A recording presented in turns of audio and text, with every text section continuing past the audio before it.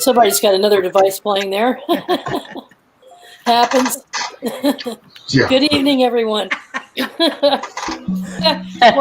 Welcome to Esoteric Egypt, the Voice of Egypt with Khadija Hammond and her guest, Dr. Edward Close, or Edmund. Can't remember if it's Edmund or Edward. Glad to have you here, sir. Thank you for coming.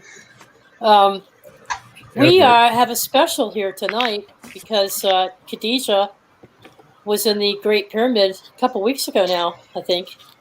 And she wanted to take us through the Great Pyramid to show us the sound resonance chamber in the King's Chamber, they call it, and wanted us to experience some of the spiritual activity, how they would have done it when the pharaohs were alive. And something happened along the way. In fact, something was interfering with Khadija's trip through the pyramid the entire time. So this ended up being a lot of paranormal, spiritual activity that we just simply can't explain. And Lori and I spent a great deal of time working with the video, trying to find reasons for what was going on, and we're stumped. So it should be quite exciting. And for those folks who are not in the chat room and listening in, hopefully you'll have videos so that you can see what's going on, because it's quite fascinating. And then for those in the chat room, hello, Kelly Elderberry, good to see you. William, good to see you here. Mandy Moo. And Mandy Moo. Hi, Sister Mandy. I think Trina might try to jump in later if she can get her stuff together. She's on her way home. But in any case, Dr. Close is a theoretical physicist. Is that right? Theoretical physicist. And you actually reside here in the United States, correct? Yes. Yeah. Yes. You've known Khadija for a lifetime. Yeah, so I'm in the state of Missouri, central U.S. Okay. And what's your area of expertise, Dr. Close? Well, my academic background started in mathematics and physics, but I've spent most of my career as an environmental engineer. Of course, engineering is just applied physics. So, and mathematics is the base language of all science. So I spent 12 years as a systems analyst and mathematical modeler of environmental systems for the Department of Interior, U.S. Geological Survey. But I'm right now associated with 3 different research groups doing consciousness research and interaction between mind and matter, you would say, quantum physics and consciousness, and one with Dr. Gary Schwartz at the University of Arizona in Tucson. And my research partner for about 13 years is Dr. Vernon Neppe, who's the director of the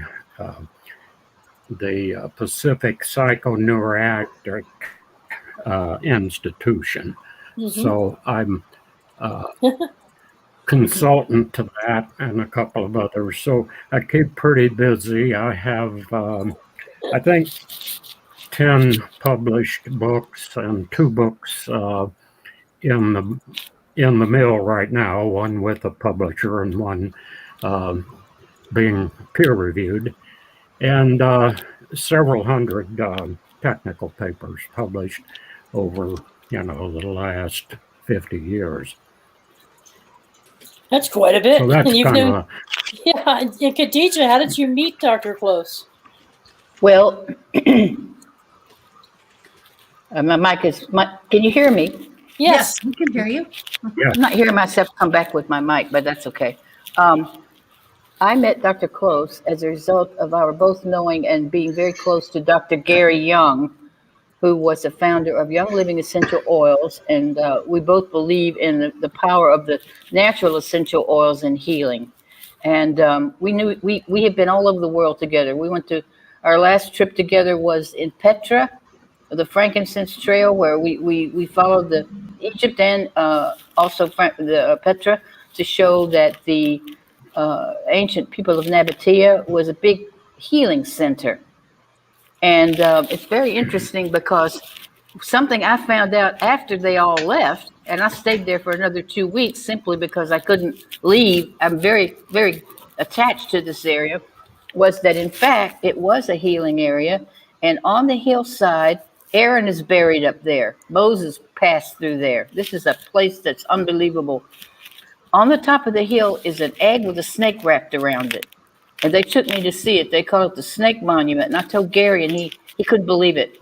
So Dr. Close and I have been close friends for a long time. He and his beautiful late wife, very fond of.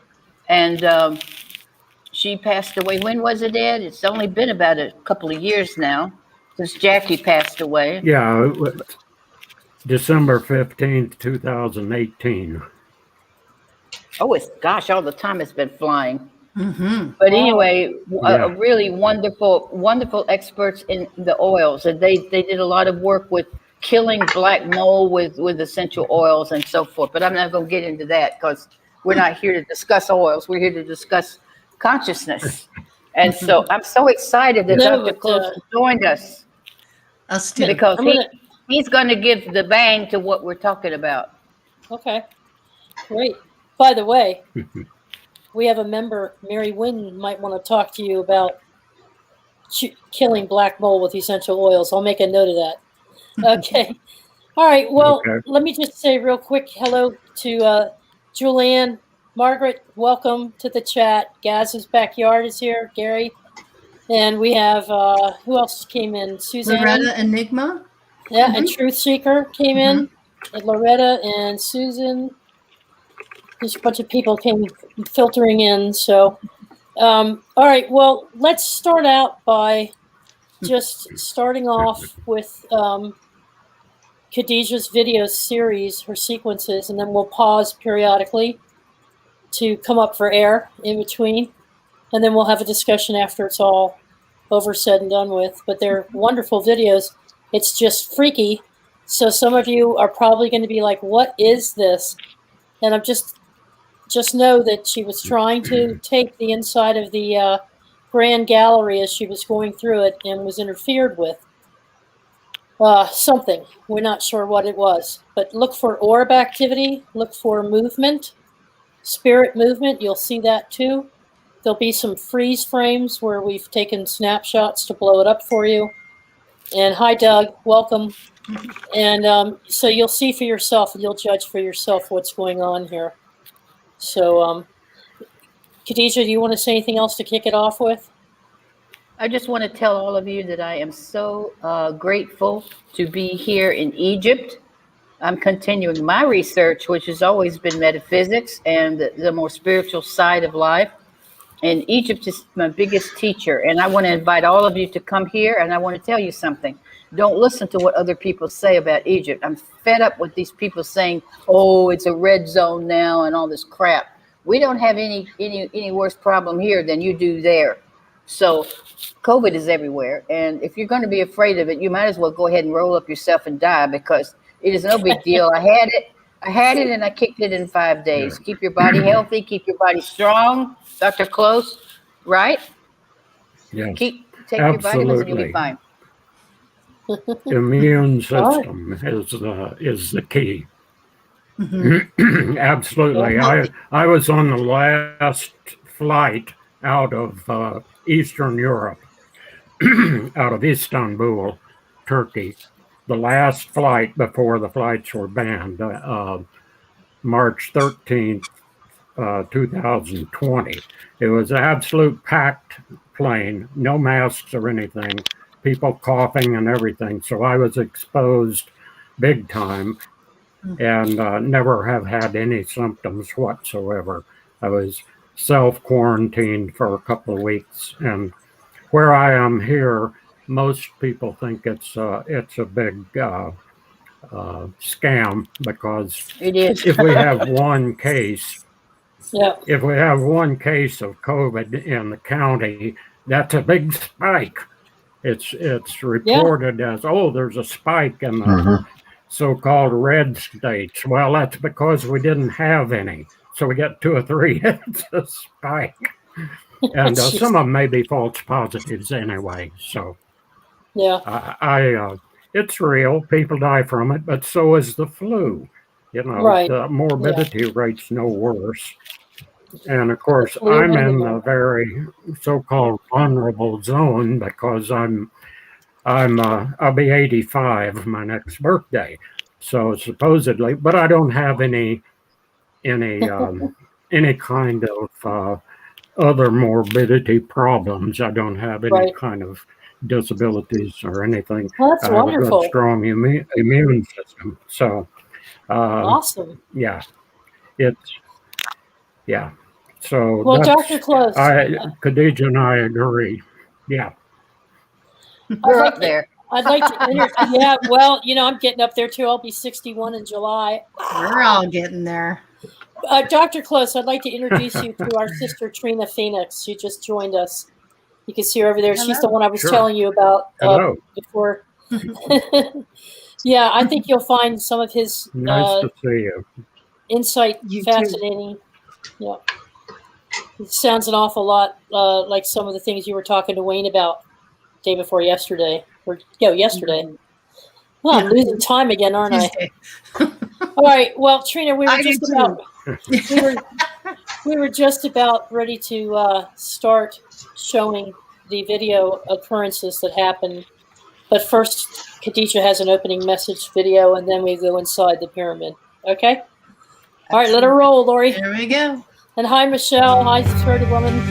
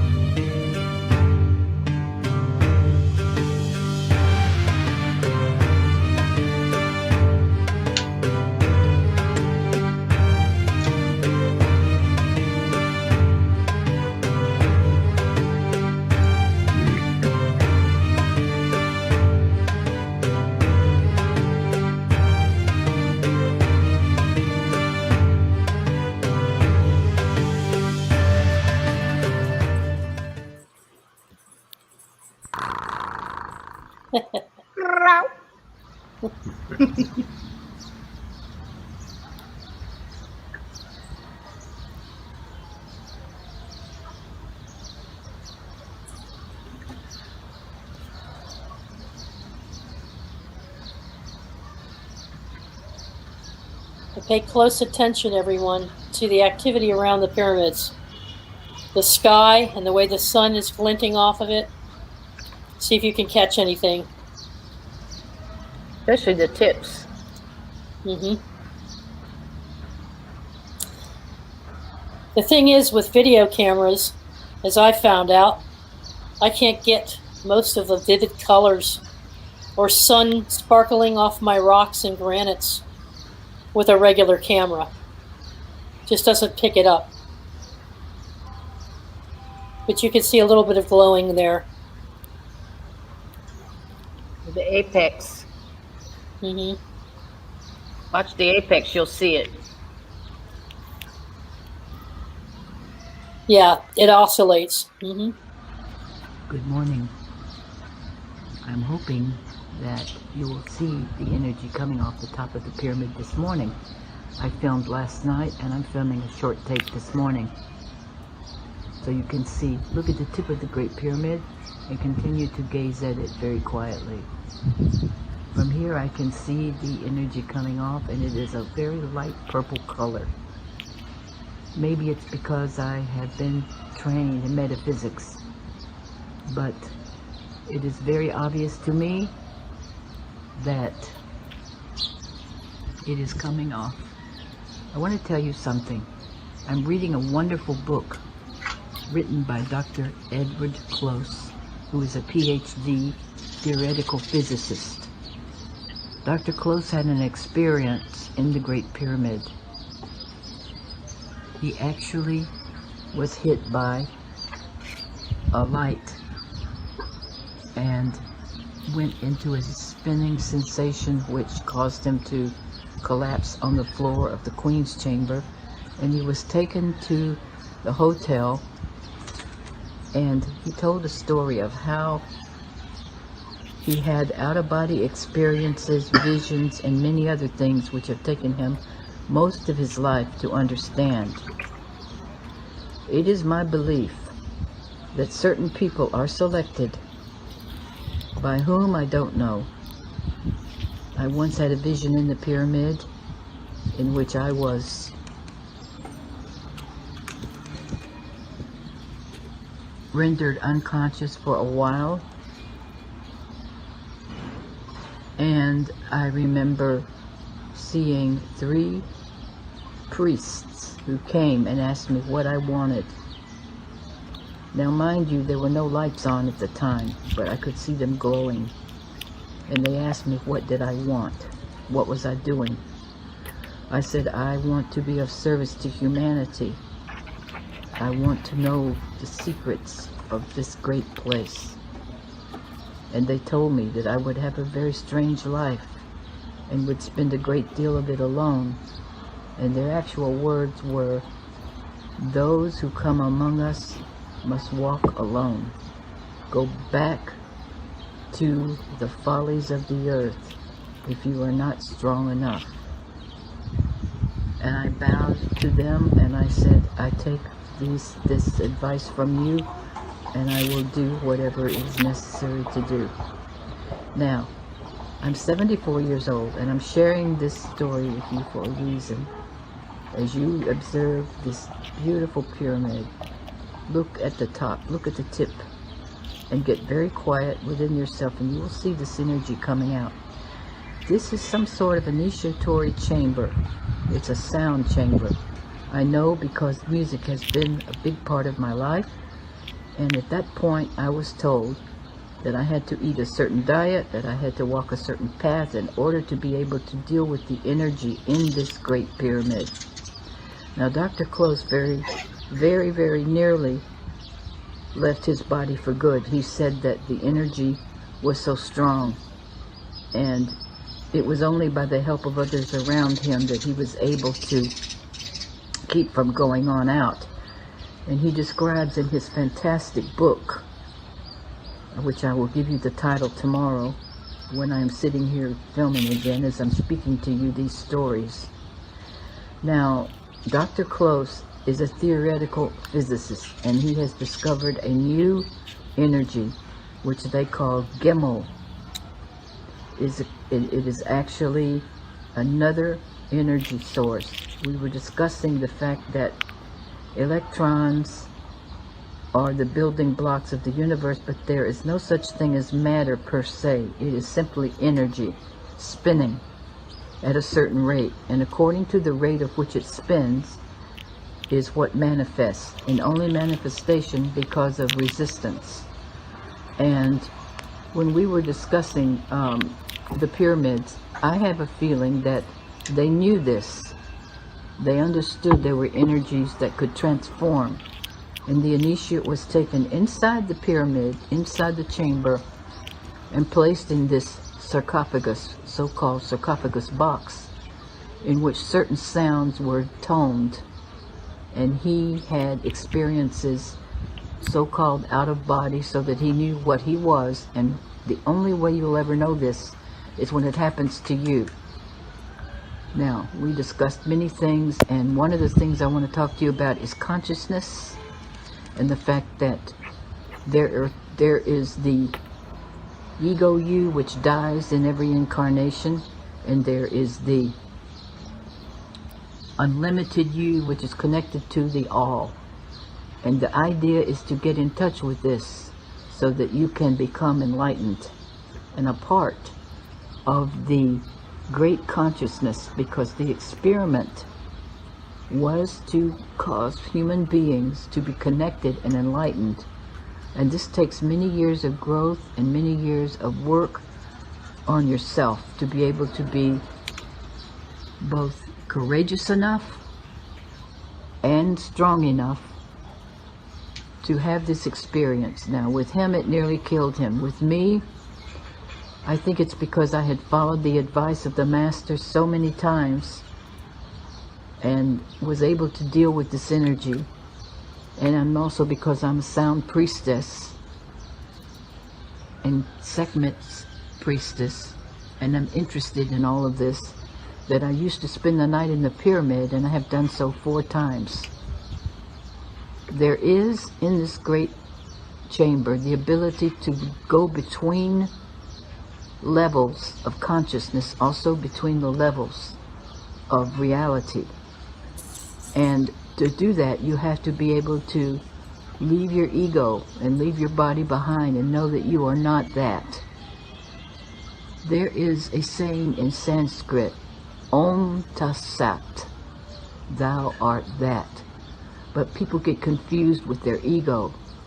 Now, who you are in this life is made up of a combination of your DNA from both of your parents, their experiences superimposed over the physical vehicle, and whatever experiences you experience in your life that builds your idea of who you are. But this is sort of like putting on a costume to act out in a play. That is not who you are. You are simply doing that for a short period of time. The real you is the observer, which lives forever. And the surprise when you die is that you don't. This observer simply looks at what has happened, and then you take on a new identity and come back and do your next incarnation, whatever that may be, and the next and the next and the next and the next, until you blend back in, if you choose, to the all, which is nothing but pure, unconditional, brilliant, soft and beautiful love. Love is truly the answer, but it is not the kind of love most people experience when they say they are attracted to another person, or they love chocolate, or they love this or that. No, this is an eternal, compassionate, non-judgmental, precious love. Now, listen to me very carefully. You will drop this ego when you die, like dropping clothes, and realize that you have never born, nor have you ever died. You are a part of the all-encompassing consciousness, which puts itself down into your body, sort of like electricity can light up 1,000 lamps. And after this incarnation, you will do another and another until you have learned what it is you have come to learn. For me, being back in Giza every year, to sit here and look at the Great Pyramid and watch the stream of energy coming out, and plan my day when I will go stay in the pyramid, probably for a half a day or so. And I will take this with me, and you will be with me inside the King's Chamber, and hopefully I'll be able to do some chanting in there, and you will hear as I set off the sarcophagus. What we used to do is take initiates in, lay them in the sarcophagus, and then I would stand in a certain part of the pyramid, which I will not tell you, where the energy flows from up to down, and intone several different ancient Egyptian words and sounds and notes, which set off the great sarcophagus. And I will do this for you tomorrow. So go with me into the King's Chamber. No, I'm sorry. I will do this on Wednesday. Today is Monday. But I have to prepare myself for it. And then I will take you into the pyramid and bring you through an actual experience inside. So, God bless all of you.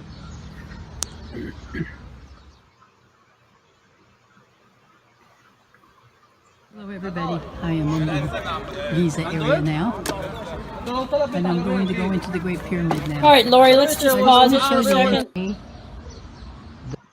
Thank you. Would you take a look at that pyramid? Did you all see that pulsating there towards the end of her talk? I saw the purple skies, and I saw the very tip of it pulsating. It's very much active, my point of view.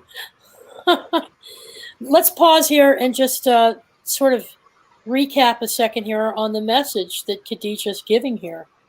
I thought Trina would sync with a lot of what she was saying there about the conscious energy, and that the ego is what is in the way and goes away when we die, when we move on. It's more like the body's in the way. Yeah. Yeah. It's amazing too, because they go into the sarcophagus and that's how they go in. Is it's basically saying that, the death is the door, and it is one of the doors of how we come to profound understanding, and the beautiful information about the toning and the sounding that resonates so much with me, because I have memories of that, and how the certain sounds would open up the stargates, and how it was an amazing practice to be a part of that priestess and priest ceremonies, because it literally would do amazing things that we can't even imagine.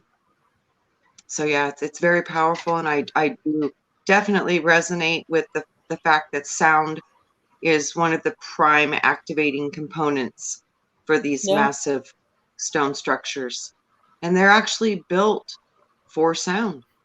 Yeah, that's what she was. It always amazes me too how much it resembles, like what we got from Atlantis. Mm-hmm. Yeah. So it's so similar. Yeah, that's stepped like, almost. Yeah, and that's a copyrighted image from Manly P. Hall in his Sacred Book of Mystery Teachings of all ages. So yeah, it's amazing to me when I look at the correlations between Atlantis and Egypt, and then you look at these other pyramids all over the world, and I do believe that many of them had different functions, and it's amazing to get this inside tour into these massive ancient monuments and get to reconnect with these images and these energies, because I think a lot of us have spent some time there in the past. Yeah. Dr. Close, you survived an incredible experience that she was telling us about. I'm glad you're still with us. And we have someone in the chat room who's a word alchemist, and she wanted to know what the word Gimel. It's Gimel. It's the Hebrew word. Third letter. It's the third letter of the Hebrew alphabet. And we discussed it a little bit before we started, but we chose that because we had to have, it's the old joke, we had to call it something, but all of the letters of the English alphabet and the Greek alphabet were already taken many times over in mathematics and, sorry. It's okay. I've turned my phone off. So we chose that for a number of reasons. Dr. Neppy has my research partner for the past 13 years, has has written more about why we chose that in one of our papers. But let me say that I agree totally with the introduction that Khadija did there. I actually, besides, I gave my background in physics and mathematics and modeling and systems analysis, but also was initiated into an ancient form of yoga called Kriya Yoga in 1960. And I've practiced it daily since since September 19th, 1960. So when I went into the pyramid, I was, very relaxed and interested. I've also been a spelunker. I've explored caves all over the world, so I'm not afraid of enclosed spaces. I've crawled through tunnels, and I know how dark it is. Well, I don't know. You want me to tell my story now, or shall I wait until? I'm just commenting really now on Khadija's description of the fact that we are an ego which is only associated with this lifetime, but we are Right. everything's driven by spiritual evolution, and even the physical is driven by spiritual evolution. And as you Right. evolve, then you begin to remember past lives. You begin to have out of the body experiences and so forth. I had my first one when I was in the 6th or 7th grade, and 2 or 3 more. But anyway, Yeah, we the can whole save your idea story. is, Yeah, great. yeah, After yeah. I'll after we tell get the through story the then. I just wanted, yeah, yep, you both have one, so yeah, that'd I be just perfect. wanted to agree with Khadijah's description there of what we are. We're spiritual beings occupying a physical body from time to time. And I can talk all night about that. So I'll stop here. And then when we get to the point where you want me to tell you about the experience in the pyramid, I'll do that. Oh, absolutely. All right, Khadija, did you want to add anything for Dalibor before we pick up? No, no, not yet. No, I'm Okay. I'd just like to point out that Gimel, being the third letter of the Hebrew alphabet, that would be the equivalent of like gamma. But to somebody just looking at the letter, it's very similar to the Hebrew letter nun. It's just that it's got like a little tittle in it, So for Yeah, those of you who Jules. know Hebrew, it's very similar to nun. Yeah, Jules is saying Easily gamma. confused. Yeah. Gamma. Yeah. Hmm. All right, Lori, let's roll with the. And I'll be talking to you as I go up. It's pretty much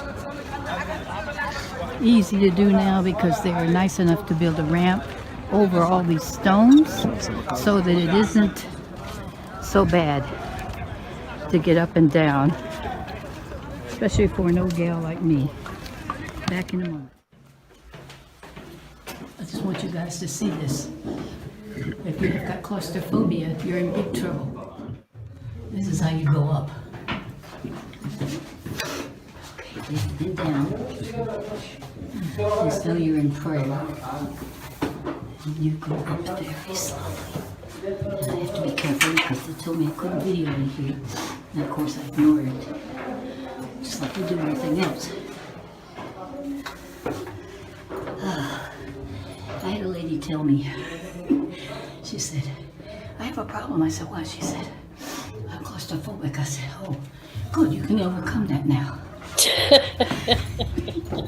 So you bend down, you're still in prayer, and you go one step at a time.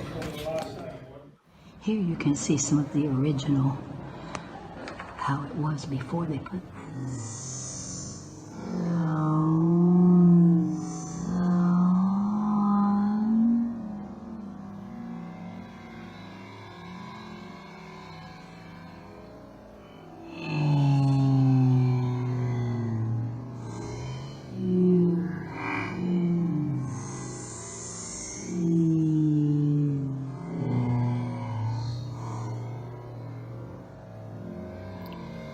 Look at the bottom of the screen, folks.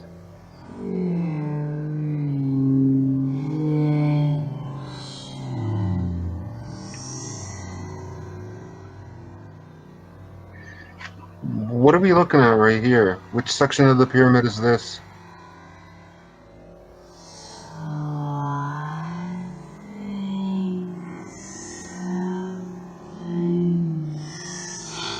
Khadija, can you hear us? What section of the pyramid is this? You don't have your mic on.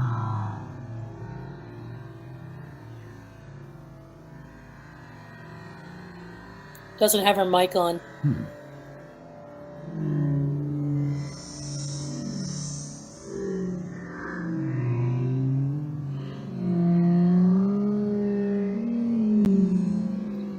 We'll tell you in a minute, Dalibor. Did you all notice? That's the the orb? Grand Gallery. Yeah, I see the Grand Gallery. So she was looking down to the left in the Grand Gallery. Yes. Now, do you see the spirit activity around there? Yeah, it seems to be flickering. Those are flickering lights on the left-hand side, but I'm talking about on the right-hand side of the screen. It's right in the center. And the far right corner, upper corner, you'll see spirit activity. Yeah. Now, this orb is going to come flying back down towards us in a minute. Khadija, your mic is, you need to unmute. You're muted yourself, not me. I can't hear you.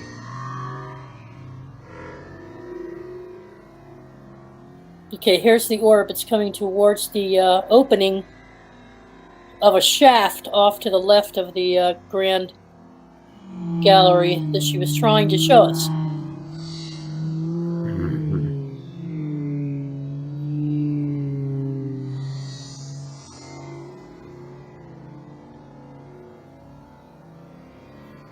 Here it comes. Yeah, it goes down then. Now you see her camera's not really moving. She's more or less stationary. Correct. This thing is actually moving. See the aura around it? There you go. I took pictures of the movement on both sides. And I think they actually may have rebuilt it. Let's pause, Lori. Okay, now, Khadija, can you hear us? You have to We can't hear her. take yourself off mute. She's not on mute. Her sound is gone. Mm-hmm. Isn't that interesting? She couldn't tell us what was going on in the video because she was interfered with. And now she still can't tell us because now She's got technical difficulties. Uh-huh. All I can say, Khadija, is maybe go out and come back in, or take your microphone out and unplug it. Unplug your mic, your headset. There you go. How's that? Yeah, Yep, now we can hear you. Fantastic. There you go. I don't hear myself coming back because I usually hear myself. Okay. So what was to- that you were trying to show us? I was trying to show you that on each side of the Grand Gallery, it is a straight line up. Can you hear me? Yes, ma'am. Yeah. All right. Yeah. And then there are you go up 3 or 4 stairs. You have to hang on. It's like a ladder. And then you go up and then it goes down. Mm-hmm.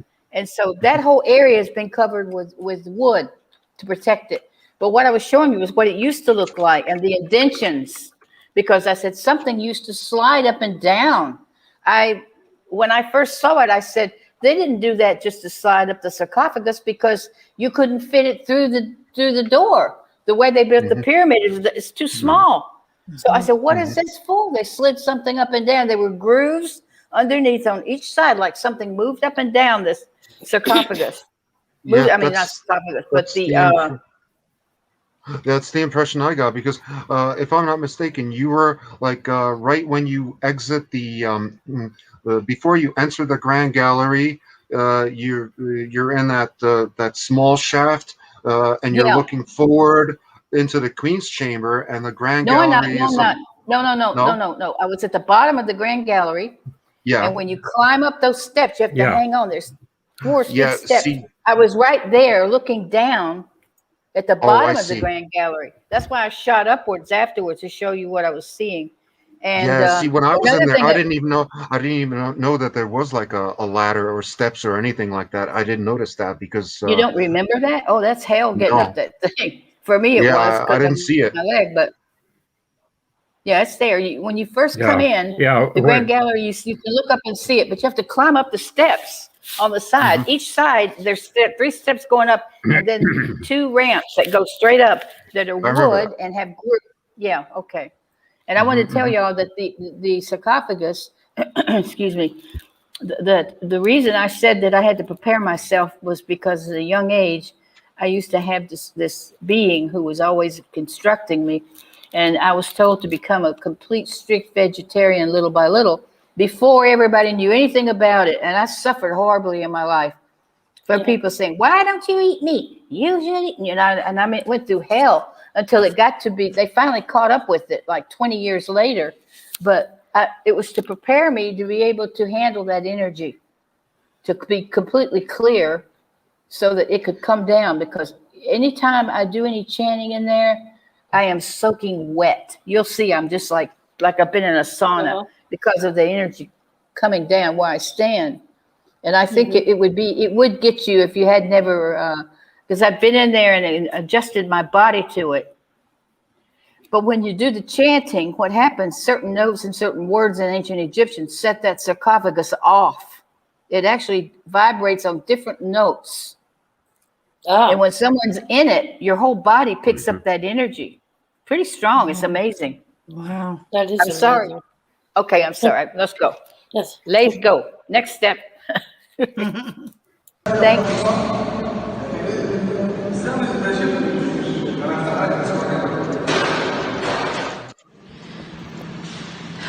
As I have told you, this is a sound chamber, and you could hear the overtones as I was intoning a certain word, Imhotep, in a certain tone, which I will not tell you. And that sets it off, and it is a great healing place. I feel so good in here, and I want to stay in here till they throw me out. But in no way, shape, or form was this any kind of tomb. Now, I'm going to interview Dr. Close, and I hope he will come on, as I'm going to ask him to, for this specific and very wonderful presentation.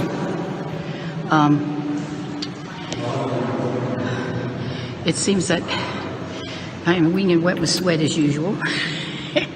I don't know if it's from climbing up here or if it's just from the amazing exercise 101 that you get. They said, no videos. I said, okay. Of course, I'm videoing like crazy. I don't listen to anybody. Grandma knows best. Anyway, so you can see behind me now. It's really easy to see the inside of the chamber. You can see the walls, solid granite, shot through with pink quartz. Now, there's no reason for them to do this kind of stuff unless it was a sound chamber of some kind. That is my idea, and I'm staying with it. So, I don't know what they're doing. Haram. Mamnua. Me and Magnua, you're not supposed to do anything like that in here. What? I've not got the video on. You're doing something illegal. Stop it.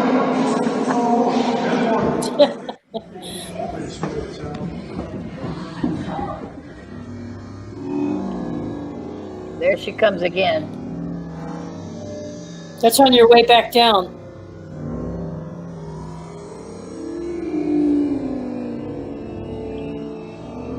Here's the second voice. Here we go. The hell? You didn't know about that, did you? Yep. Listen closely. There it comes.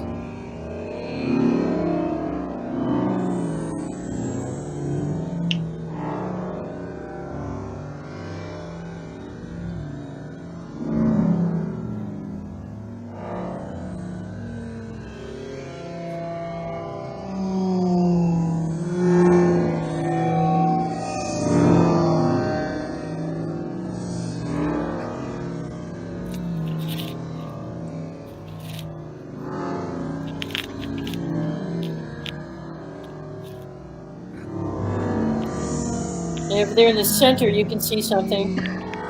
moving. Took a screen snap of that too.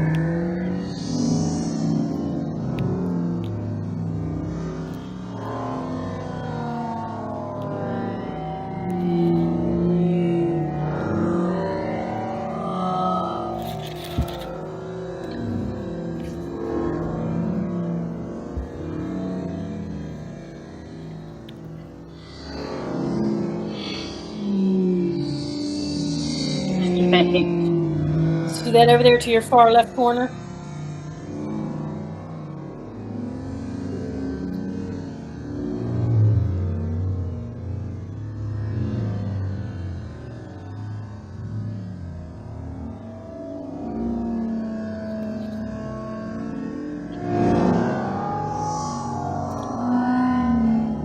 Khadija, did you smell anything during this? When you get to the Queen's Chamber. Okay. You see that to the left? And then something floating in the middle of that yellow circle up top? Ah.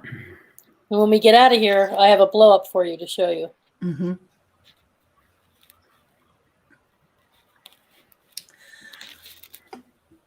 It was really dark in there. Yeah. Well, this should be the end of the video, right, Lori? Right. Mm-hmm. Go ahead and let it play. All right. That was interesting. Hang on, we're going to show you something. Yeah, where you see.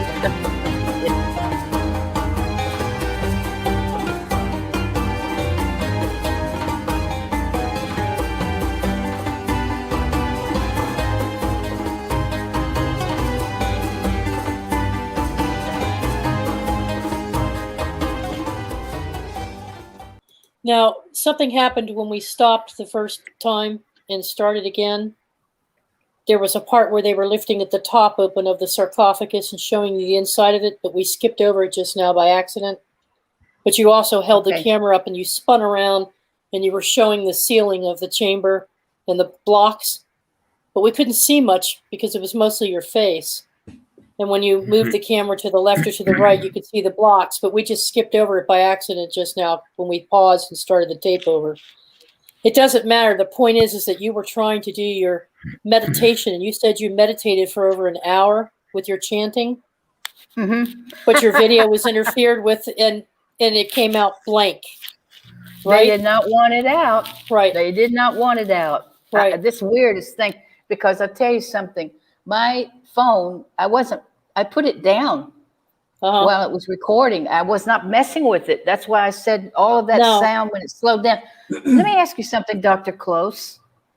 When this energy, this is what I was just thinking, this energy is on a very high level. Of course, any paranormal thing is vibrating faster than matter. So it has to slow down to manifest, doesn't it? It's got to slow down to show up on our level so we can see it. Maybe that's why it slows down the video. And my voice sounds strange because I said, that happens a lot. And I don't do it. I don't do nothing with it. It's nothing to do with it. And then I got to thinking it's slowing the video down in order to show itself. Is that possible? I want to show you something, okay? Because I did look at this Sure. with Lori. We broke it down, and you have the same Apple iPhone that I have. Okay. The Apple iPhone has a video record button. So when I go to camera, and for those of you in chat, you know what I'm talking about, or those that are listening. Yeah. When I go to camera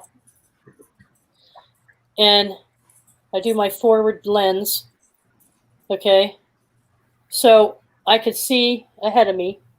At the very bottom, there's options for taking a video. And one is slow-mo. If your slow-mo button is turned on, and I hit the red button to start recording my video, you'll get a video in slow motion. And when you do that, it sounds just like you had going, but you don't have a lot of other noises with it. That's number one. The other thing is you can't do it while you're in a regular video. So if you chose video, and that's what you started out with while you were talking to us, it wouldn't automatically just drop into slow motion. You have to Okay, stop thanks. it. You have to hit the stop button, and then you have to slide over to slow-mo. I and didn't hit even know slow-mo that. again. And I never do slow-mo, by the way. And it Right. hasn't been touched. Right. So it slowed down by itself. I didn't do it. It did That's it why by I asked itself. Dr. Close. I asked Right. Dr. Close to read, could it be possible this energy is so vibrating at such a high rate, it will not manifest unless it slows itself down in order to reach resistance on our level and appear, as you might say. The Well, curious thing has to about all do- this, go ahead. has Go ahead. has to do with two things. Frequencies, of course, but it has to do also with dimensionality. When your consciousness normally only operates through what I call 3S1T. That means 3 space dimensions and 1 time, actually just 1 quantum of time. If you see more than 1 quantum of time, you would be actually seeing the past and the future. That's a single timeline. One of the things that I do, and Dr. Nepi and I do for our research, is create a framework where we very carefully define things. Like people talk about other dimensions all the time. They really should be talking about other dimensional domains. You can't have a domain without 3 dimensions. And there are 3 dimensions of space, 3 dimensions of time, and 3 dimensions of consciousness. So when the vibration has to That's your 369. has to do 369.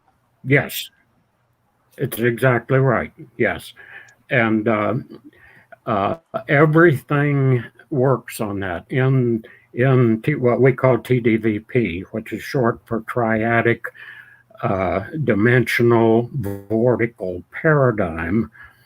Everything, we start out with a quantum equivalence unit.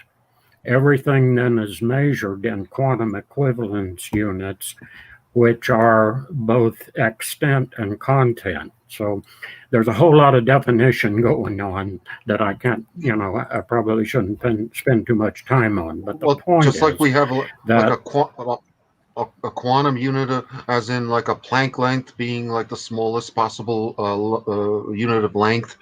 Is there like a Planck length of time or something? yes, but it's not the Planck. Planck units, the natural units, are different than what we do. Why? Mhm. Because Planck saw that. He said, okay, we need a new mathematical basis.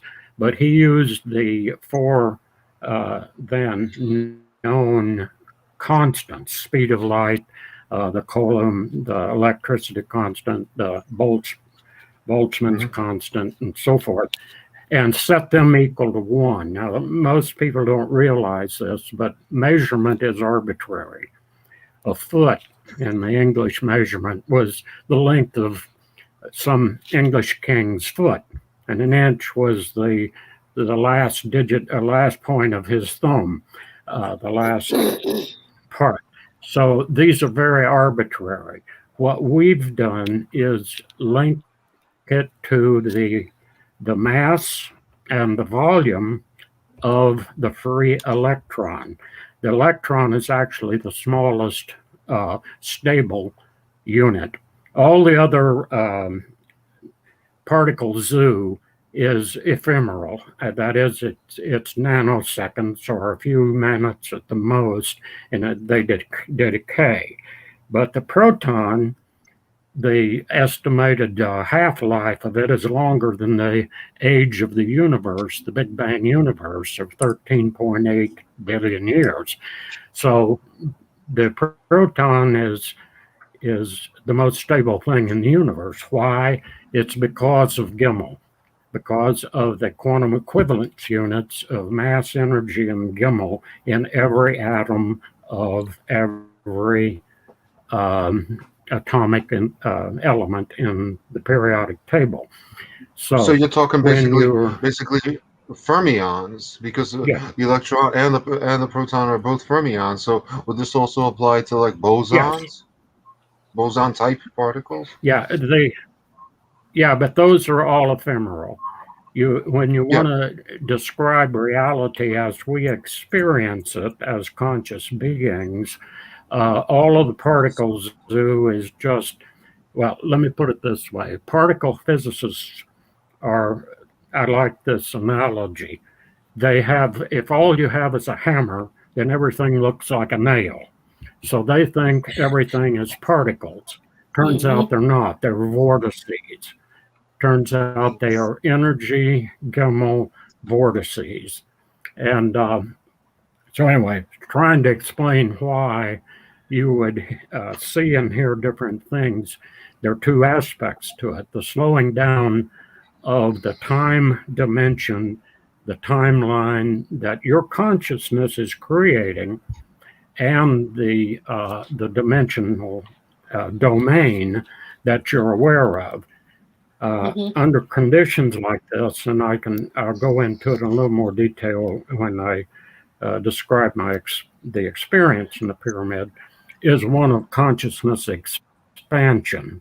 And what happens when your consciousness expands is that you become aware of more dimensional domains than your physical senses are capable of seeing. So, for instance, when Khadija sees things from an expanded state of consciousness, there could be somebody standing right beside her that wouldn't see that at all because their consciousness had not expanded.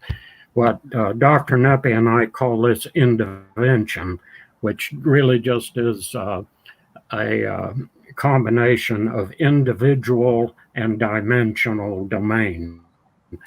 So every person creates their own dimensional domain. And as your consciousness expands, and this is a spiritual thing, then you see more of the 9-dimensional domains, the more of the three-dimensional domains superimposed as the 9-dimensional domain that is actually then embedded in an infinite field or an infinite expanse. And this gets into infinities and transfinite numbers and everything, but all of this is measurable. So this is Does new does this physics. tie in with the theory of people like Dr. Nassim Haramein, who theorized that inside every Schwarzschild proton there's actually a black hole, and he mathematically proved this? Because black holes. I'm aware of his ideas, and they coincide in many places, and they're different in some places. The problem is the mathematics that we're using, the conventional mathematics, is Newton Leibniz calculus, the infinitesimal calculus. That is inappropriate for use at the quantum level because it's based on the continuity of dimensional measurements, like the dimensions of extent, and the function. If functions and dimensions are not continuous, if they are quantized, which they are in the 3S1T, then that mathematical system doesn't work. So what I did, and this I did in 1989, I first published it, is what I call the calculus of dimensional distinctions. And it links consciousness to physics because it's through distinction, drawing distinctions constantly, that you create your own timeline in the 3S1T or extended dimensions. Anyway, I'll stop there because I've written a lot of this in several different books. The Academy for the Advancement of Post-Materialist Science, which was started by Dr. Gera Schwartz, and there were 12, 13 of us that began this. We published a book called Is Consciousness Primary? And if so, is it fundamental or primary to reality?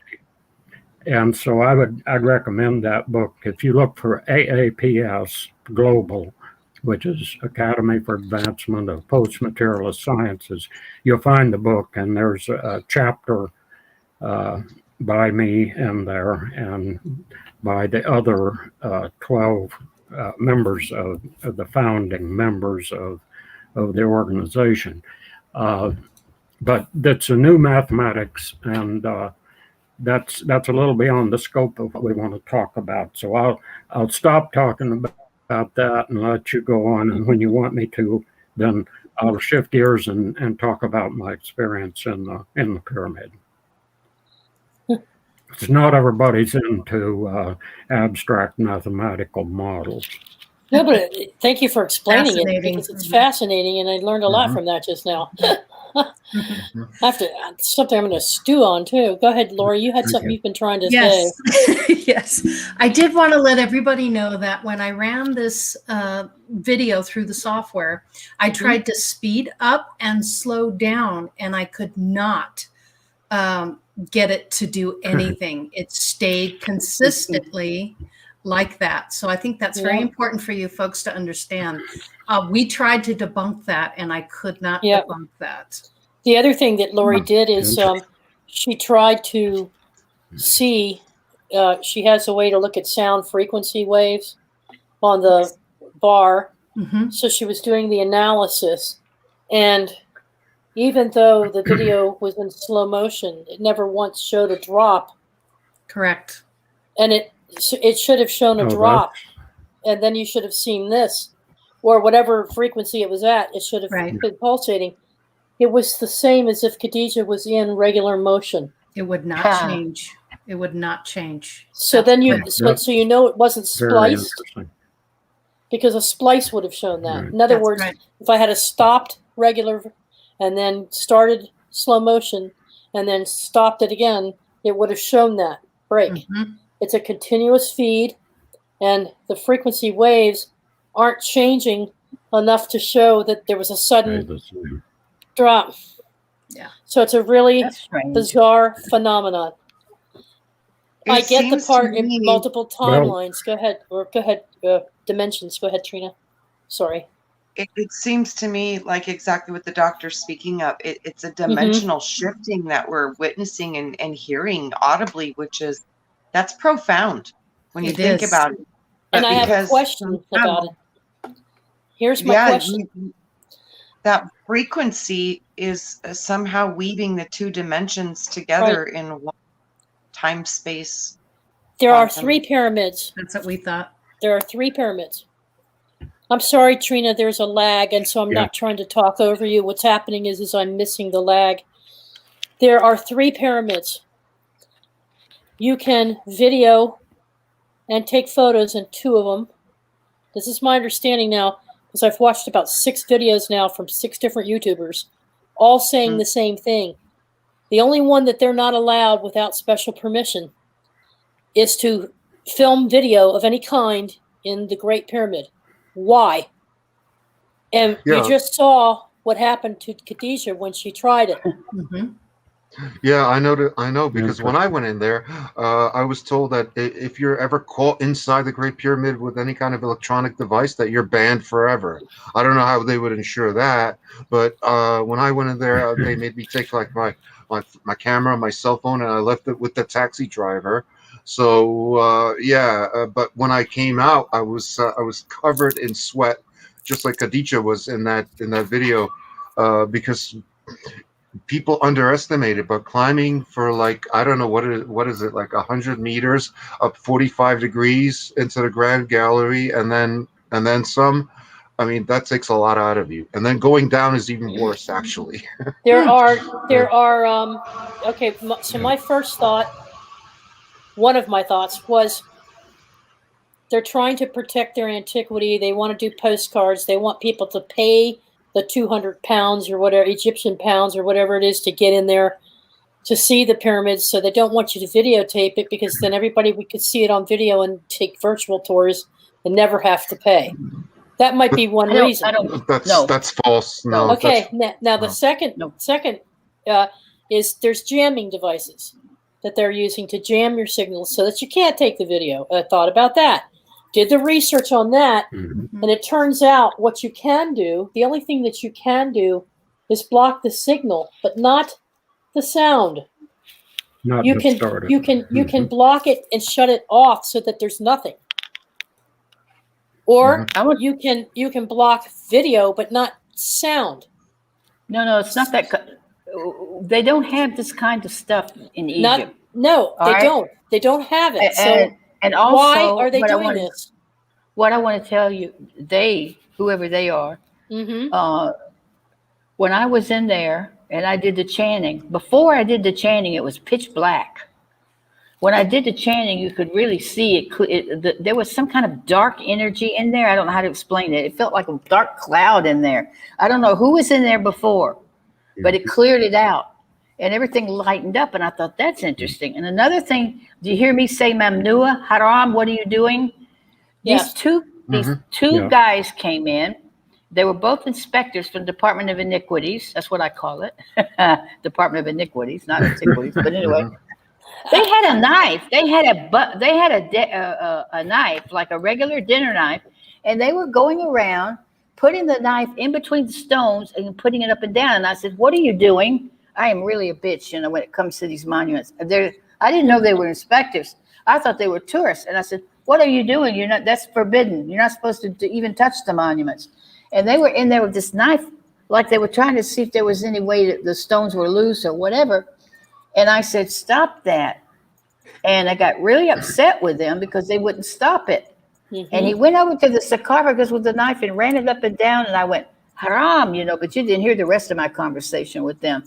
So later they said to me as I was coming out, they said, oh, we're inspectors. And I said, well, I know some inspectors that are going to prison because they were there with those German people that went up there and were messing around without an inspector. And I said, so you're not supposed to touch this monument. Don't tell me you are. Well, we people put paper in between, he said, and we have to take it out. And I thought, what a crock of scheisse.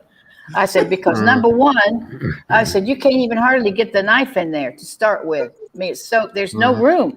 So what are they doing? They were messing about. Yeah. And I decided I was going to ask. I was going to ask the Antiquities Department about it. And I'm waiting to see Dr. Waziri. And I'm going to say, what are they doing with that knife in there? Are they really doing something? So I was mad because I thought they were going to damage the pyramid with that stupid knife. And what were they doing? And they said, we're inspectors. And that's when I said, I know 3 that are going to prison, Well, I heard them ask you if you were videoing, and you're like, no, I'm not videoing. Yeah, right. No. I was trying to get their face. I wanted to video their face so I could show it to the Department of Iniquities. Oh, you're a brave woman. All right, before we get to Dr. Close's story, can you bring up the slide, Lori, of the still shot of that spirit that was floating in the hallway? Yes. We could show folks what that looked like. Now, there's 4 different sizes, so I blew it up to a larger size. There we go. Meow, meow, meow. Right there, I see the eye. Okay, now what's interesting about this is that I didn't change the light spectrum. All I did was blow it up. And when I blew it up, I got reds, greens, and blues. I see some purple too. But you can see and so I blew it up even further to see the features. I didn't change the light frequency because I didn't want to. You know what I see? Okay, what do y'all see? I'm not going to tell you what I see. I just want to see what you see.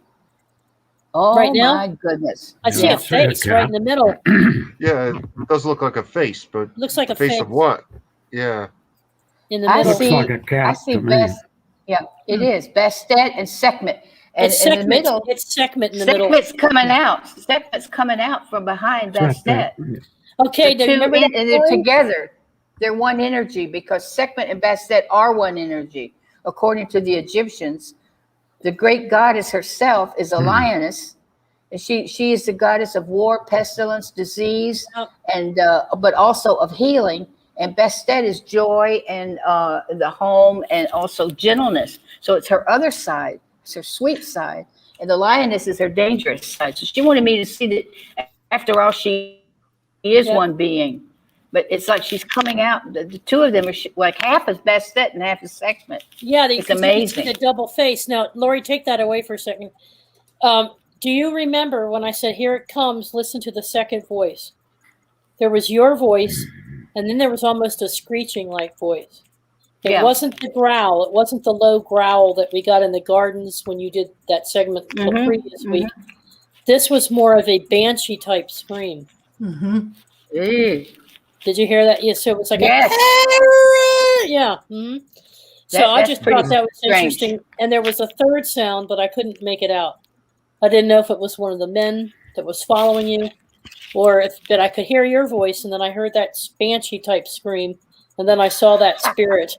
So that was me like, killing that bastard that was putting the knife in the. No, I'm kidding. I think it's no. I'm rubbing my head because I was power washing today, and I bonked myself with the power washer.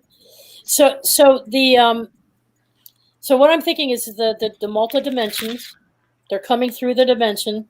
For some reason, they were trying to interact with you, but the end result was interfering with your video. But you have a theory that it was on purpose. Why do you think that she would do that on purpose? She wants me to first of all, remember I gave you a slide of her appearing in the temple of Seti at Abydos, coming in as okay, you can clearly see that she's appearing, and she keeps trying to follow me around and growling at me, trying to make me realize that after all, these are real beings, and they were loved and worshipped for 3,000 years, and everybody tries to pretend they don't exist, and everybody tries to pretend that the Egyptians were a bunch of children, but that's not true. That is an energy form. That is the cat is a real being, and so is a lion.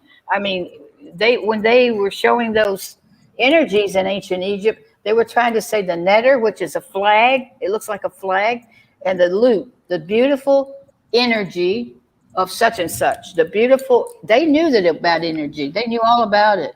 But she was in her lion form. They say people are even afraid to go in there to be near her because you don't mess around with her. She don't mess around with people. She's a goddess of revenge. If you got a problem with somebody and they're evil, you go and you talk to her because she loves it. She loves, it's like a cat playing with a rat. She loves to play around before she kills them. That's how she is. I heard also that she was also called in for one of the great destructions because the giants and the hybrids were so out of control that they literally summoned Sekhmet. And that's a story I love. That's my favorite story. This realm. Yeah, it's interesting. It's interesting that in some of the depictions that Sekhmet and Hathor look exactly alike, and they're also both wearing red dresses. Interesting, and I saw Suzanne. Thank you. Some elements of red in that image. You know, that is her color is red. They'll show her wearing a red garment, but I tell you, I have seen her in action, and the story of her is interesting. They say she's the right eye of God, that she sprung out from Ra, because Ra, God, or whatever you want to call it, all-encompassing consciousness, love. It's all love. It can't know revenge. So she sprung out of his eye, and she said, let me go down. I'll take care of the problem. And she did, to the point where they couldn't get her to stop. She was enjoying herself so much, killing the evil. See, she didn't kill people who were good. She enjoyed killing evil. And so they couldn't get her to stop, and they were afraid she was going to kill everybody. And they sent down Thoth, who is the Thoth headed, the you call him Thoth, Thoth, or Jehuti in ancient Egyptian. The ibis headed god of wisdom. And he told him, stomp on some grapes and make some red wine. So they poured it out in the temple, and she thought it was red wine. And she goes, "Oh, that looks good. That's blood." And she starts drinking it and started laughing, fell on her back, her little feet up in the air, her big feet, and turned into the domestic cat. So every year they had the Bastet. Every year they had Bastet Festival where everybody got drunk as a skunk and partied all night to celebrate Bastet's loving, sweet energy and the fact that that's what saved the planet. So she's as loved but they talk about Bastet being raging, but that's really Sekhmet. It's not Bastet. Bastet is love. She showed us that. She showed us that. That's why she showed two faces very clearly. Bastet was the most strong, it looked like, and then Sekhmet kind of came out to the side and said, "But don't F with me." She said, "I will kill you." That's what I joke around with people, and they look at me, and I said, "Don't let me call in Sekhmet." You know, I've seen her in action. I have seen her. I'm not going to tell you what she does to men that don't behave. She does naughty things to men. They can't work. It doesn't work anymore. Okay, that's what she punishes men. Yeah, she'll punish that. She enjoys that. She says, "All right, no man, you're not a man anymore." But she's real, and people are afraid of her. Okay, I'm sorry. Talking. That's okay. I just have to take a look. It's 10:18, and Dr. Close still has his story. And at Dalibor, did you have anything you needed to add, or? Not at the present, no. But yeah, I'll interject this as appropriate. So yes, please, Dr. Close, share your story with us. I find it fascinating. That I'm glad you're still alive. Okay, Khadija.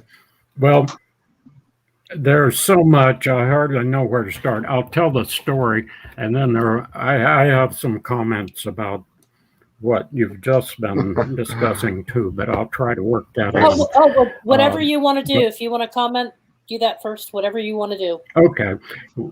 Well, Trina made a comment about the different dimensions or dimensional domains, and I just wanted to say that in the whole picture of the 9 finite dimensionals and the transfinite, they're nested. So they're always there. It's just your consciousness changes that you see them.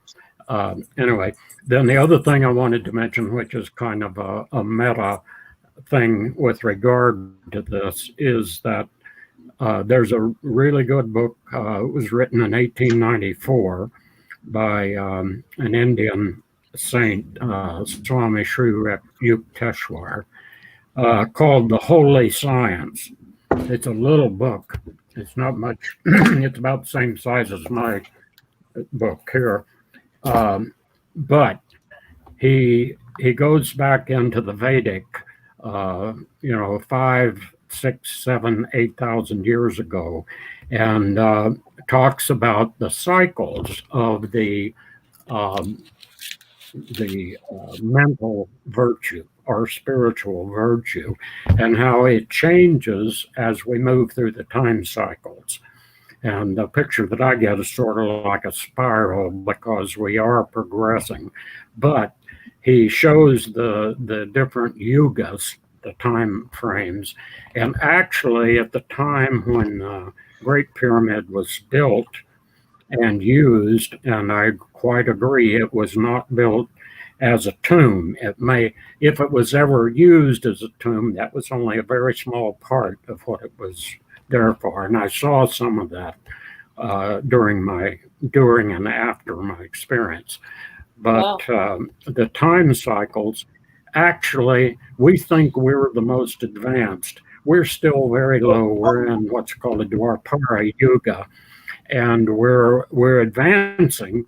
But if you look at the whole cycle, the time when the pyramids were built was a higher level of mental virtue and spiritual virtue than we have now.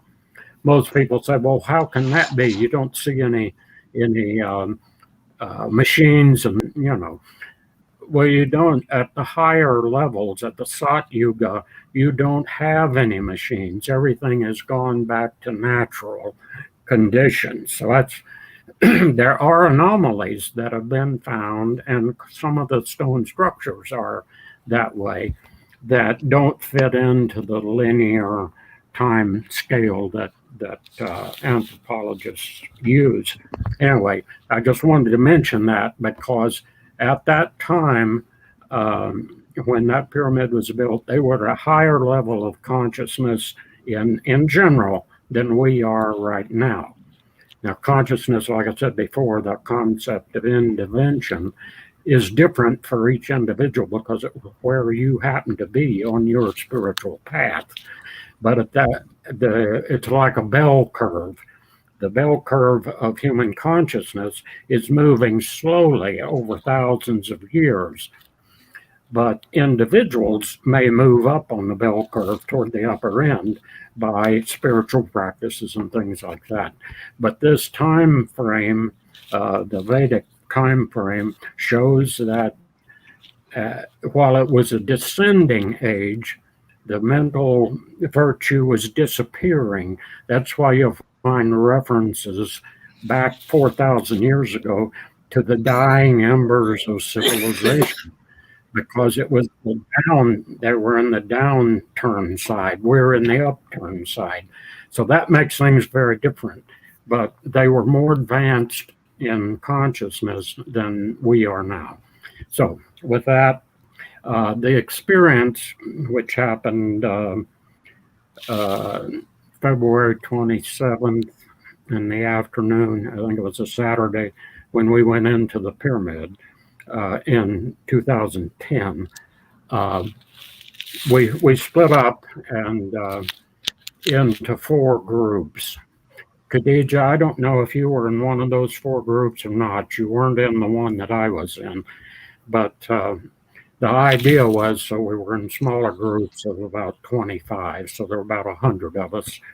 And the first 2 groups were, the first one went up the Grand Gallery to the King's Chamber. The second one, which I just happened to be in, went in through the robbers' entrance and then to the right and down to the Queen's Chamber.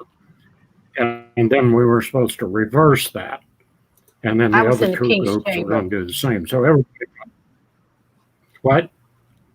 I was in the King's Chamber. Yeah. You were in the Queen's Chamber. You were in the King's Chamber. Yes.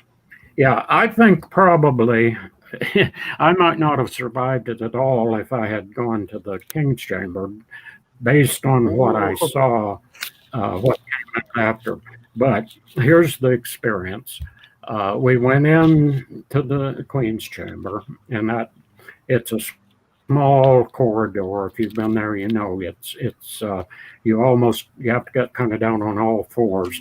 And when you get right to the chamber, there's a drop down, and then there's an alcove, which would be to your left as you come in. I went across the room and stood pretty much catty-cornered across from where the entrance comes in. And the 20 or 25 of us got in there.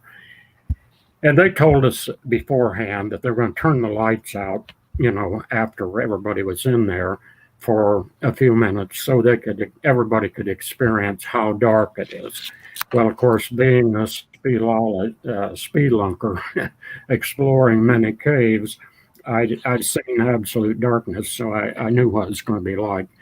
Anyway, when we all got in there, somebody, and I don't know who it was in the group, started chanting Om. And so everybody joined in, including me. Mm-hmm. And we were chanting Om, and it was very peaceful and very, very nice.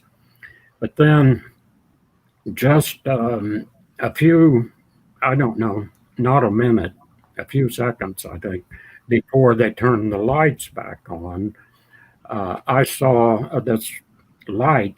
And the best way I can describe it is if you know what St. Elmo's fire is, it's static electricity. Mm-hmm. I've seen that in nature a couple of times near a tornado when I was about 13 or 14 years old. A tornado went through the valley where I lived. And these balls of static electricity float around. Well, that's what that was like, but it came from the opposite corner and it struck me right here. I actually still have a scar. And immediately I lost all sense. It didn't feel like an impact. It wasn't like somebody hit me with something at all. It was just this light ball came and it was spinning. And, but the minute that it hit me, I suddenly could feel all of the motions. I could feel the rotation of the Earth. I could feel its movement around the sun. I could feel the solar systems moving in the galaxy. All of these, and they're very fast. If you can look this up, you can calculate the speed. Where I am right here on the planet, I'm moving at about 700 miles per hour to the east. The Earth is always turning to the east. And depending on how close you are to the equator, it's about 1,000 miles per hour. And that's moving. Then the Earth is moving in its orbit around the sun at about 65 or 66,000 miles per hour. And then it's even a higher speed when you get the velocity of the movement within the spiral galaxy. So I could feel all of these, and so I had no sense of up or down at all. And the two guys on either side of me grabbed my arms, or I probably would have been injured. I would probably taken a header on the stone floor. And when they grabbed me, I was still spinning, and spinning got so intense that I was just violently ill. I actually threw up. And when I did, I went out of the body. Now, I knew what was happening because I'd had this experience, as I said before, even as a child. My first time was when I was in, I think, 6th or 7th grade. And so I'd had two or three experiences in my life of seeing everything from outside my body. So I kind of knew what was happening, but it was not a pleasant situation. And I call this a near-death experience because I make the difference between OBEs, out-of-body experience, and NDEs. They're both OBEs, but the NDE is traumatic. It's in a situation where you may not even come back or be able to. And so that was the frightening part of it. Was I felt I'm gone, I just died. I just left my body. So the natural instinct is to try to get back in the body. And when I did, as soon as I would get almost back into my physical consciousness, I would become violently ill again and go out again. So this happened about 5 times. I had to be carried out the pyramid. Fergani Al-Khamadi, I think, was our guide, and he and one of his men carried me out of the pyramid, out to the robbers, the entrance, and the next thing I was on the. Anyway, so during the times when I was going out of the body, I started seeing just a stream of faces and sounds. I could hear, I know a little bit of Arabic. I could hear what sounded like Arabic. I could hear what sounded a little bit like not Hebrew, but the what's the other word? Aramaic. You probably Aramaic. Thank you. I could hear some Aramaic and some other language. Anyway, Aramaic. All of this was streaming.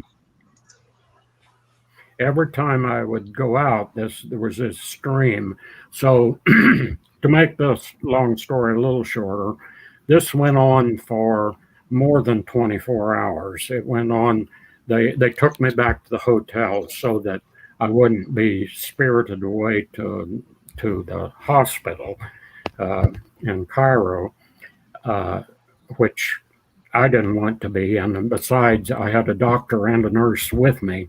Tom Reed is an MD, and Brenda Charbonneau was there, and she's a nurse. Actually happened to be a hospice nurse, which is kind of appropriate. But anyway, they got me back to the hotel. I still couldn't stand up. And they had to get a golf cart to take me to their room in the Cascade Hotel. And this went on all night. And the next day we had a bus ride we flew from Egypt to Amman, Jordan, got on a bus in Amman and drove to Petra. We stopped, Khadija will probably remember, at a restaurant stop about, I don't know, 2/3 of the way to Petra for people to eat. I could not eat a bite, so I just kind of wandered around. But the whole time on the bus, until we got to Petra, I had to sort of almost prop my eyes open, because anytime I closed my eyes, I would see the stream again of faces and sounds. I would feel vertigo, extreme vertigo, and I knew that, I didn't want to throw up on the bus or whatever. So I was just struggling to keep my eyes open for all of that time. And when I got to Petra, I actually had another out-of-body experience while it was getting dark, and had to do, and this I think is interesting, had to do with a piece of alabaster that I found out at the edge of where the hotel is in modern Petra. I went out just for a walk by myself to try to, gather my wits. And I picked up this alabaster, and I immediately was out of the body again. Now, both of these, I realized not only was I traveled out of the body in space, I was out of the time frame also. When in the pyramid, one of the times, I was above the pyramid. I was looking down, and I could see where the buses where I expect the buses to be, and there were no buses there. And everything was green. There were lots of trees and grass and everything. And the pyramid was covered with white stone and a gold cap at the top. Another interesting thing is that before we went in, I saw three large black birds circling the apex of the Great Pyramid just before we went in. I thought, that's odd. I've never seen, they were like ravens, like the European ravens, which are quite large, and three of them, and they were circling. And I was told later that there was a significance to that. Okay. There is a significance, because a raven is also called a crow, and Crowley. Yes. Yeah. But they also are the most intelligent birds. The most intelligent. Amazingly intelligent. Oh, yes. Quite. They can speak just like parrots. They can learn to speak. Yes. They're highly sacred, anyway, that was totem too, for kind American of an odd Indian. thing. Wow. No. But you know what I was thinking about your out of bodies? I'm sorry. You were talking about I was the just going to stream. say. That seems to me to be, because I've had that experience of watching that too. But for me, it was, each one was encapsulated almost like in the DNA, like a life, and it stretched on forever. So I could see each one connected, whereas you were living each one really fast. The Sufi do that. They do those kind of spins. They do this kind of thing in Egypt when they do the spins. They try to get into that state. They try to throw they spin, and they try to get themselves into that state. They do that. The whirling dervishes. Yes, Sufis. Yes. A lot of those symptoms. A lot of that sounds like what I experienced when I experienced the stroke 10 years ago. except that I didn't get I didn't have that kind of imagery, but I had a lot of the same symptoms as you described, as well as that was also the only time in my life that I heard a disembodied voice. Yep. Yeah. Oh, what did it say? Yeah. It said, "Take aspirin now," and I did. Wow. And that's probably what saved my life. So, Absolutely. Yeah. Well, I'm, as you know, trained as a mathematician and a physicist. I'm a skeptic. That's part of the training as a scientist. I love it. So I love it. I thought all of this is possibly just a hallucination or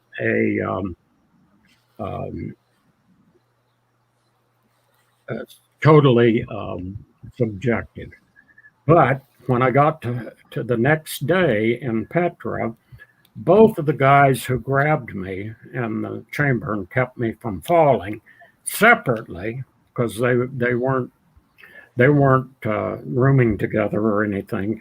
They came to me separately at a different time, and each one of them said, "Did you see that light, that ball of light that came out of the corner and hit you on the head?" So I knew it wasn't subjective, because, and I found out later that several of the people who were in the group saw it. But they both came and, independently. I hadn't told anybody about what the experience was. Some people asked me, "Well, you probably got sick because it's, claustrophobic." And no, I'm a spelunker. I don't get claustrophobic. I've crawled in miles underground in caves. And some people say, "Well, maybe you just ate something bad." We had eaten at a restaurant in Giza just before we went in. No, I wasn't upset when I was fine spirits and everything when we ended. But now what happened later is that this all, Khadija, you know Mary Hart, I think, don't you? I think so. Mary Hart is, she's actually written some books about pyramid power back when, everybody was building pyramids to sharpen razor blades and whatever. She told me that this was part of a shift and in global consciousness, and I just happened to be at the wrong place at the wrong time or whatever. But also that was a download of information. They used a sledgehammer on you, Dr. Close. They used the sledgehammer on you. They wanted you to see what you finally were talking about, Gimel and consciousness. Yeah, you got to see a real good, fast forward on all your lives and all that. Sounds like a download. Afterwards, yes, a download, exactly. It's what it was.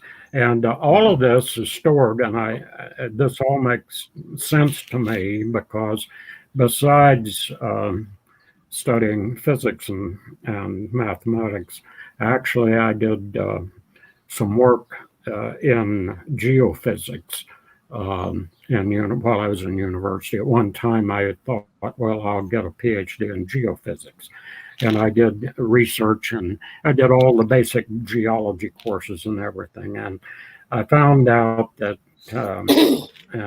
this is common knowledge, that stone, especially all stone is crystalline, either large or small. And stone like the granitic stones, the pink granites and so forth that are in the interior of the pyramid, these all store energy and consciousness and information of what happened there. So much later, and that's same when I picked up the alabaster in Petra, same thing, I was picking up a stone. And of course, the whole Petra thing is nothing but carved in stone. And so all of the past is recorded. geologists will tell you it's recorded in the layers of the sedimentary, metamorphic, and granitic volcanic stone.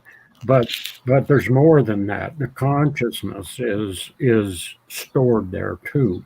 So under certain circumstances, you either tap into that, or that can come into your consciousness. So while I had, at that time, Dr. Neppy and I had been working on our TDVP theory for 3 years, I guess. I think we started in 2008. And so I developed a lot of the math already. Some of the math I developed back in the 80s even. And but after that, I started putting things together, and at one point I started seeing more of what happened while I was out of the body. And I'll tell you this a little bit, and then I'll stop because I know we have a time limit. But when it started coming out, not only did it tell me more about the model I was working on and help me to understand how everything is a model and how our own consciousness models reality, and that's what we deal with, not the reality itself. And until your consciousness has expanded at the point where you're one with the cosmos, then your consciousness is a little different than the consciousness of the entire cosmos. And that's what makes us all different, and what makes us make mistakes and do things that we later see, oh, we shouldn't have done that. Anyway, when this started to come out, I started asking, well, what was going on in the pyramid back then, since I had time traveled. And what the answer that I got was that. Oh, we lost him. Oh, wow. Oh no! The answer was bang. The answer. The answer is. What was going on there? Close. Yeah. Oh damn! Excuse me. So close. He'll make it. He'll pop back up. Yeah. Now he's having a series of electrical storms where he is. Right. Thunderstorms, and it's been affecting his telecommunications, so he might not make it back in. A little Egyptian Bastet, beautiful. Oh, darling. Oh, look at that. Way. You have one too.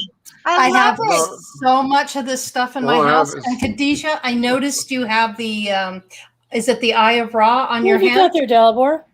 That's, you know what happened? Radagast. That's a Slavic I have that deity. tattoo on my ankle. I have that tattoo on my ankle. Same exact. You know what we did? We had all these tattoos. Wow. We had all these. I bought these actually. You can get them online, and they're all these different ones. I got to show you the one on my back. I don't know if I can show it to you or not. Let's see. Don't look at my back. I can't believe that you and Lori had the same cat. That's just pull those up again. Can you see it? Look at that. What a coincidence! No what way. A coincidence! That's the same cat. No coincidence. You all didn't talk to each other about this? No. She went and got hers, and then I saw it. That's why I went and got this one. I was wondering why you disappeared. Okay. Yeah. Wow. Yes. You're almost identical. Mm-hmm. It's the same thing. Yeah. It is. This is green. It's just my green screen. It's exactly like hers. They're identical. identical. They're both wearing a scarab. They both have the Egyptian scarab. Mm-hmm. Interesting that she showed up in the pyramid, huh? Yeah. Yeah, in more than one place. She really, all these discoveries they're making in Egypt, they made the biggest discovery since Tutankhamun. All of that has taken place in an area called the Bubasterion in Saqqara, which is where her temple is. One of her temples was there. And the first thing they found was a complete unrifled tomb of a priest of Bastet and his family. And I said, oh, that's interesting. Since we started restoring her temple, she's blessed us, And they found another tomb that's got like 300 mummies in it. It's unbelievable. But I tell them, how about let's quit digging up people and let's start restoring the temples, because it's enough already. And I didn't like the fact that, they were messing around with the priests anyway. I think they should have left them. But I don't know. Del- I feel like they need to concentrate on restoration now because a lot of the Dalibor, temples are in bad need of it. ouch. Sorry. Dalibor, what were you holding up? But that's a statue of Radagast. That's a Slavic deity. It was one of the three main deities that was worshipped by the ancient Slavic people, specifically where I'm from. And he was the god of the harvest, of plenty, of lightning and thunder, as well as everything that was above the earth, namely the What's that on sky, top the of it? sun, Is that a on top cat? of the earth. No, that's actually a bull. Oh, So okay. It he's- looks like a lion.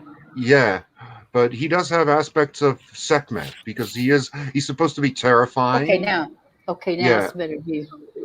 He's supposed to be terrifying, He but is at the same spooky. time, in one hand he holds an axe, and in the other hand he holds an animal horn filled with wine. And the name itself, Radagast or Radhost, different mutations of it, means glad to be a host or glad to host you. So he was also regarded as the equivalent of Svarog, which was the Indo-European deity that would be kind of the equivalent of this. Wow. So I just It's got the a note from energy. Dr. Close. He said, I Uh-huh. just got kicked out. He said he was kicked out of the meeting. How was he kicked out? I have Why? no Wasn't idea. me. I felt that energy. tell him- though. It tell was him- powerful. Tell him to come back in. Tell him to come back. Tell him to relink. Yeah. Let me see if I can get him on my cell Guys, phone. I have got to go, but this was Yes. so wonderful. Yeah. I'm glad you could stop in. I wanted you to Yeah. meet Thanks, him. Trina. Wanted you to see who he was. I wanted you to hear his story and meet him. It's And amazing. you never It's know. that's, If you that's ever want an incredible experience, definitely. to, yeah. Yeah. Yes, Yeah. absolutely. He just synced what stuff he was talking about. Sounded like what you were talking about with Wayne, and I just made a sync there. Mhm. It's powerful, his awareness of how consciousness works and how it's connecting through timelines, dimensions, and realities. I think And we're it's approaching profound. Yeah. some We kind of a felt shift the energy. because like the individual like storybook realities, as I call them, are Just starting got to doggone. intersect with like the main reality because so more and more coincidences happening, more and more numerical coincidences, symbolic coincidences, weird weather events, Yeah. things that have never happened before. So I think there's going to be some kind of a radical shift in our understanding of what consciousness is and how it relates to this particular timeline. Mhm. You know, that the major Well, change in Am I consciousness doing that we're that? expecting What the fuck? for Okay. Well, December let's take a time 21st. out for a second so Trina can sign off because she has to run now. And we thank you very much for being with us, Trina. We love I love you. you guys. I Trina. wouldn't Love leave, you. but I Thanks for love you jumping in. too. Thanks for jumping in tonight. Go have dinner. Bye. Bye. Love Later. Bye, honey. you. There we go. Okay, I'm sorry, Dr. Dalibor. Close, I I told wanted her Dr. to be able to go. I told think, Dr. Close to relog on. I just want y'all to know what. Look at my Thank you. screen. It keeps going light, dark, light, dark. What the hell? Yeah. Quit Yeah. that. Quit I'm that. sorry, Dalibor. What were you saying? I think that the major shift in consciousness that everybody was expecting for December 21st, 2012, that didn't happen really. I think that that's about to happen. That maybe it was shifted by 10 years. Maybe we're looking at December 21st, 2022. Mhm. Because everything seems to be accelerating towards that point. Because we're, at least in my Keep personal trying, life, we're we're still seeing on. more weird, like numerical coincidences that shouldn't be there. Lori. Yeah.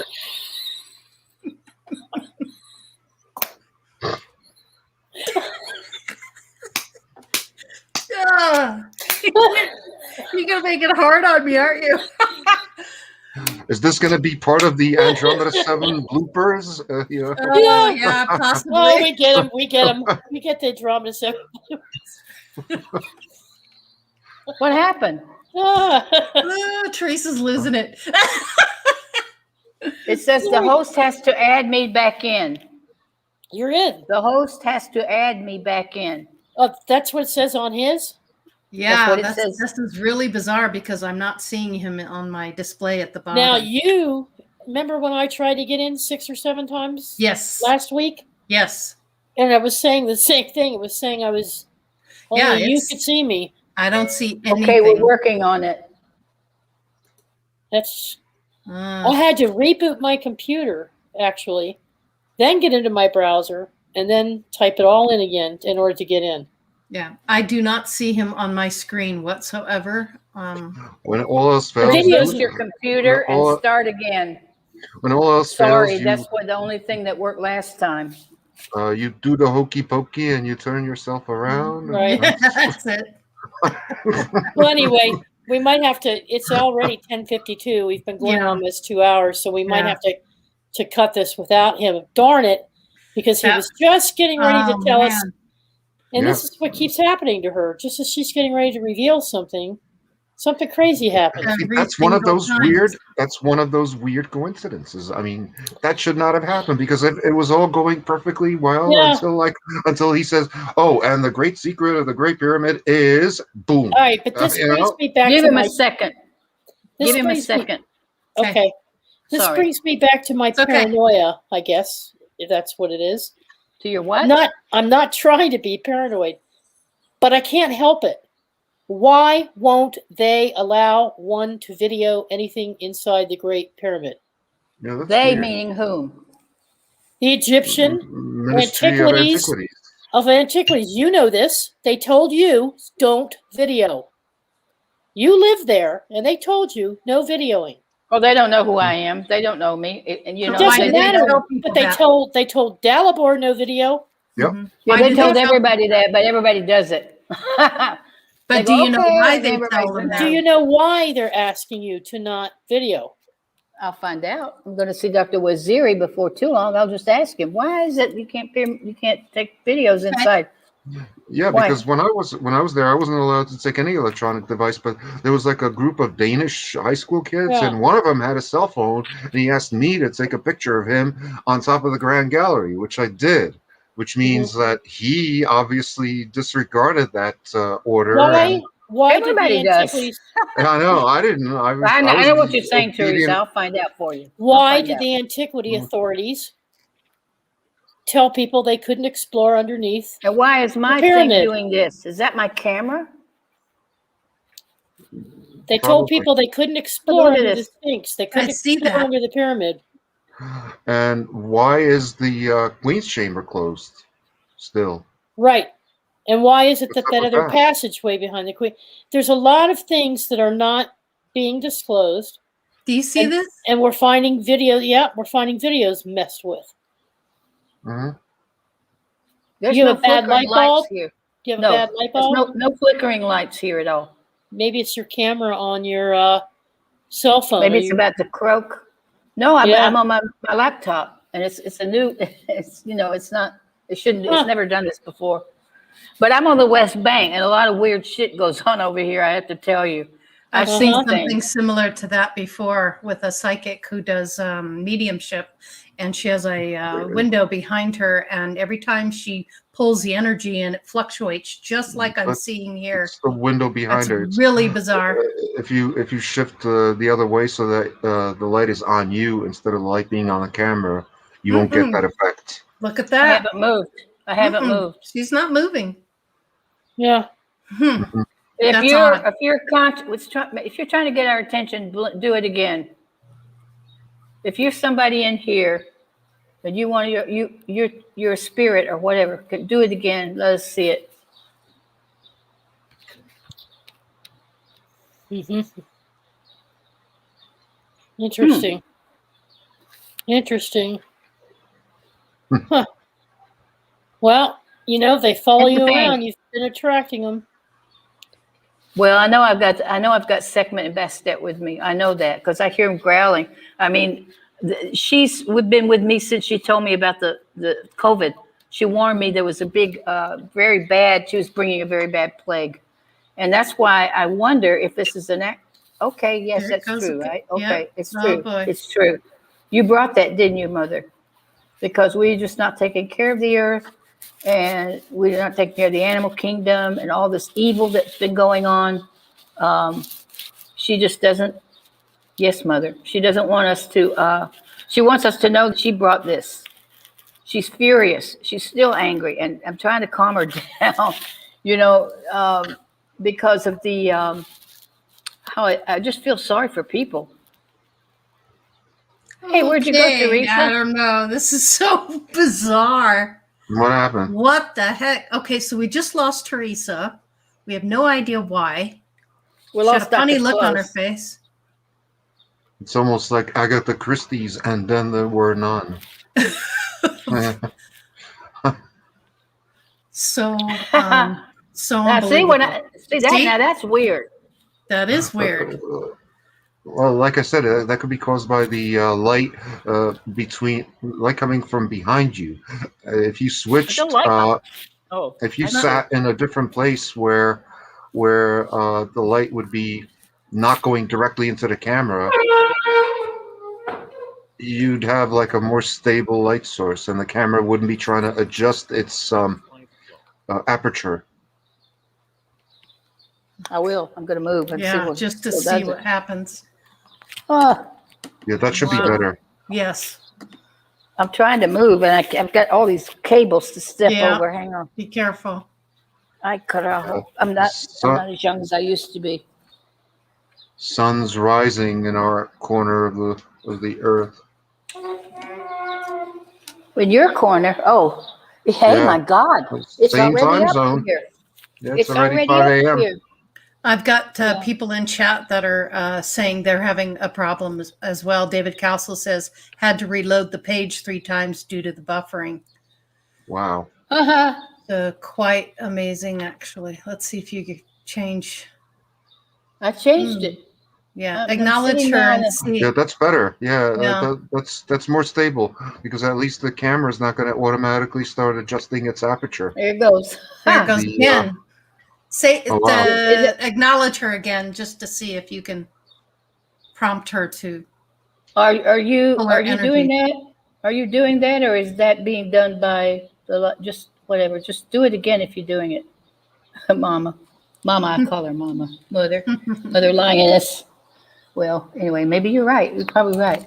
We always like to attribute things that maybe not the thing. I can't believe the light has come up already. I'm so it's happy. 5 a.m. Wow. Yeah. I hate All when right. that happens.